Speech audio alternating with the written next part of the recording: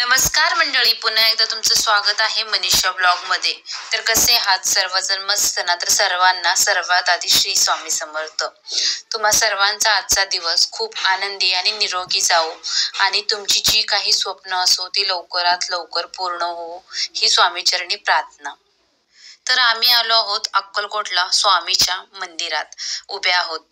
तर इतक्या हजारो संख्येने भाविक इथे दर्शनासाठी येतात. तर चला मग स्वामींचे दर्शन घेऊया. तर येथे आधी गेलो स्वामींच्या वटवृक्ष मंदिरात. दर गुरुवारी विशेषतः पौर्णिमेला खूप भाविक दर्शनासाठी येतात. हे संपूर्ण मंदिरच वटवृक्षाच्या छायेत आहे.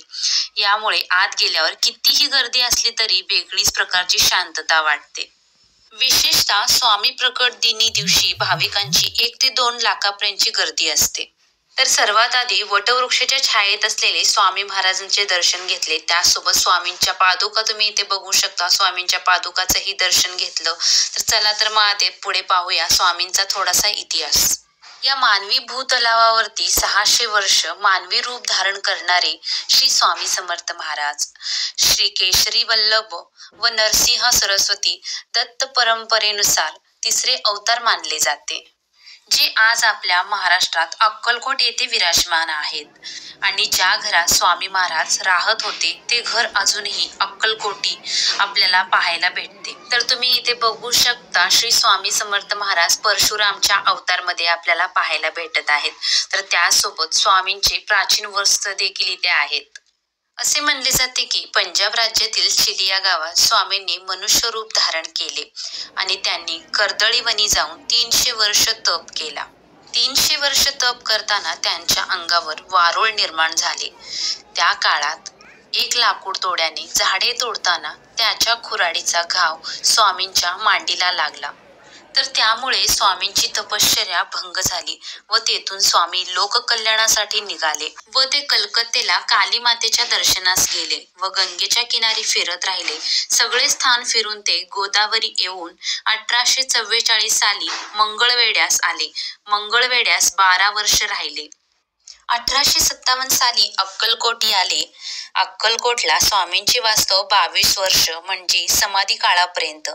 नेहमी स्वामी वटवृक्षाखालीच बसायचे. त्यांची समाप्ती त्याच वटवृक्षाखाली झाली. तुम्ही इथे बघू शकता, हे वटवृक्ष आहे. याला आपण इच्छापूर्ती धागा बांधतो. जी काही आपली इच्छा असेल ती पूर्ण होण्यासाठी या वटवृक्षाला आपण धागा बांधतो. तर जी काही आपली इच्छा असो, आपली मनोकामना असो, ही आपण मनातल्या मनात सांगून येथे आपण धागा बांधायचा असतो. ती इच्छा कोणासमोरही व्यक्त न होता फक्त स्वामी महाराजांसमोरच आपल्याला ही इच्छा व्यक्त करायची असते. तर याच प्रकारे इथे सर्व भाविक स्वामी महाराजांना काहीतरी मागणी मागून, कोणी पेढे वाटत असतं तर कोणी बेसनचे लाडू वगैरे वाटत असतं.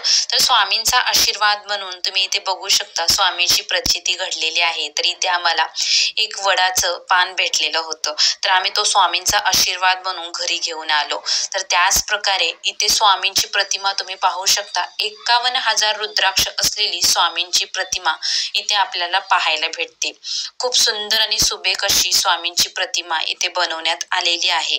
तर वटवृक्षाच्या छायेत असलेले स्वामी महाराजांचं दर्शन घेऊन त्यासोबत स्वामींच्या पादुका, स्वामींची 51,000 रुद्राक्ष असलेली स्वामींची प्रतिमा, परशुराम अवतारमध्ये असलेले स्वामी महाराज, त्यासोबत स्वामींचे वस्त्र, याचं सर्व दर्शन वगैरे घेऊन इथे थोडा वेळ आम्ही स्वामीच्या वटवृक्षाच्या छायेत स्वामींच्या नामस्मरणासाठी बसलो. तर त्याच नंतर स्वामींचे नामस्मरण वगैरे करून झाल्यानंतर फोटो आणि व्हिडिओ काही थोडेसे क्लिक केले. तर तुम्ही इथे बघू शकता भाविकांची गर्दी किती असतो. पौर्णिमा असो, गुरुवार असो किंवा इतर दिवशीही स्वामींच्या इथे खूप गर्दी असते. तर स्वामींचं वगैरे दर्शन झाल्यानंतर आम्ही आता मंदिराच्या बाहेर पडणार होतो. तर तुम्ही बघू शकता आजूबाजूचा परिसर, मंदिराच्या बाहेर इथे आम्ही आलेलो आहोत. तर इथे वेगवेगळ्या प्रकारच्या स्वामींच्या मूर्त्या, स्वामींचे फोटो वगैरे आपल्या पाहायला भेटतात. आणि मी तुम्हाला सांगेन, तुम्हाला जर स्वामींची मूर्ती असो किंवा स्वामींचा फोटो असो, जे काही असेल अक्कलकोटी घ्या.